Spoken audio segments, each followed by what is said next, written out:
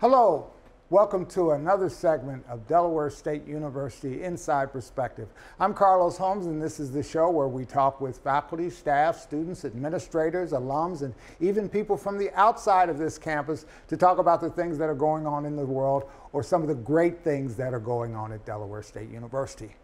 Yesterday, the midterms, 2018 midterms were held, and I have Dr. Akwasi Osei, who he is our Associate Dean of our College of Humanities, Education, and Social Sciences, but he's also a Professor of Political Science, and that's why I have you on my show here today. Welcome, Dr. Osei. Thank you very much, I Carlos. understand you stayed up until 3 o'clock in the morning watching the election coverage. I did, but I'm awake now.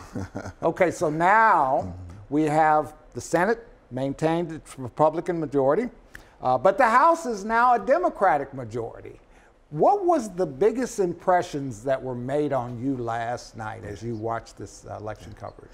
The fact that the Democrats have become in charge of the House is probably the most significant result of those elections. Number one, we have, as you know, a tripartite government where each checks itself. For the last 2 years, we have had a presidency that has been not checked at all.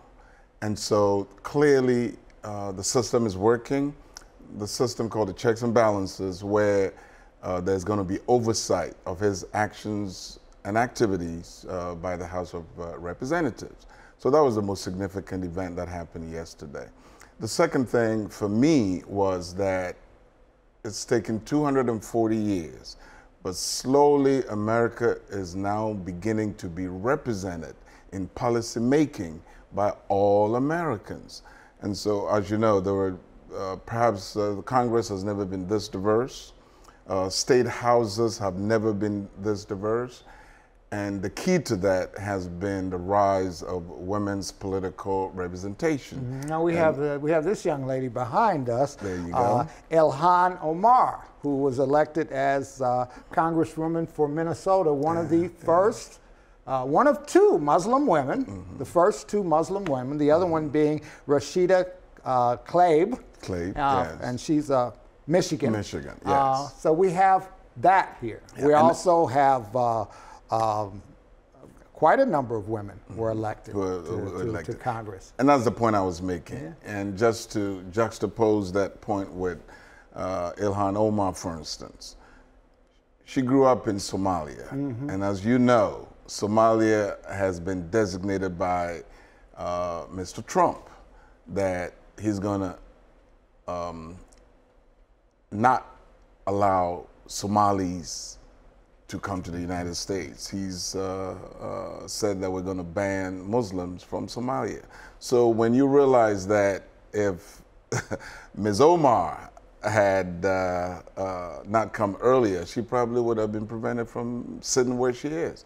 But the idea that America is now being represented concretely in their policy making by all Americans in its diversity is a point that needs to be emphasized. We had a record turnout from midterm elections. My count that I've heard is we had 113 million voters as compared to 88 million during the last midterms. Is this a statement by the American populace on this need for check and balance? I'm hoping that it is a recognition of Americans that whatever else they're involved in, they have civic duties and responsibilities to understand that when the time comes, they need to pay attention to their government. And if it means every 2 years, certainly during the presidential years, we have many more people participating for obvious reasons. There's a presidency at stake. But they also need to understand, as they've demonstrated yesterday, and still demonstrating, because some of those calls have not been made in some of those competitions. And they need to realize that being civic and paying attention to your civic responsibilities is a 24/7 business. It's not every 4 years when we have to elect a president. Right. In that sense, it was gratifying. Right. Yeah. There's an equation that's been floating out there for a while, you know, House Democratic majority equals presidential impeachment. Now, I would say it's not that simple, but it is a possibility. Is Donald Trump in trouble here now that there's been a better balance here in terms of Democrats and Republicans in Congress? I wouldn't say he's in trouble. I would, from a teacher's perspective, and my job is to make students understand the system that we're a part of. I would say that the system is working. We need checks and balances. A check on the presidency by Congress would mean that when it is perceived that the presidency has taken a step that goes beyond bounds, that somebody would, either the courts or the legislature will step in and let him know. That responsibility has been abdicated by the Republican-controlled House of Representatives in the last 2 years. And that's the reason why, if the system is working, then it's possible that they're going to ask Mr. Trump many more questions than has hitherto been asked of him. That could lead to some trouble. So I wouldn't say he's in trouble. I would say that the system is working. We should be happy it's working. And we have to just wait and see where it leads. Now, in terms of impeachment, if there's evidence that impeachment is warranted, it would have to go through the House. I do believe, however, that that's not where we are at this point. Right. But we do have a number of court cases, most prominently being the Mueller investigation. That's right. And we have some other cases relating to Trump's businesses and that kind of thing. Yeah. You know, it was interesting. Some of the polling of the exit polling asked the question about the people's perception of the Mueller probe. And surprisingly, a lot of people expressed some weariness with the probe. Is this a function of the length that it's taken, or, you know, is it time to tie this thing up? Yeah, I think it's a function of the nature of investigations. We should be happy that we live in a system where, if there's evidence of wrongdoing, that we give people the due process and look into it. That's what Mr. Mueller is doing. But the good news is Mueller doesn't talk. His people don't talk. They're quietly doing what they're doing behind the scenes. But it's clear that steadily he's been able to indict people.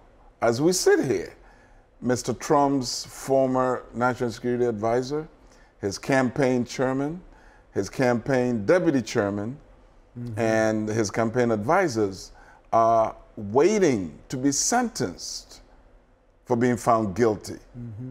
So he could be in trouble, but the system is working, and we just have to wait and see where it leads us. Of course, the Mueller investigation is looking at this issue of Russian meddling in our election system, and any involvement or connection to the Trump campaign or the Trump administration. But there were a lot of people that were talking, a lot of experts out there were talking about the fact that the Russians were posed to, impact this midterm election. Do you think that happened? As of now, we haven't had any specific allegations that they messed with it like they did in 2016. Then we know it's been decided, we know for a fact that they did meddle. One reason why we're not so sure this time is because we were vigilant. I'm told that there were a whole lot of cyber people watching this thing for the last 2 months, and especially last night. And so if what it means is we've learned our lesson, then that's good news. From here on, we're going to be continuing to be vigilant.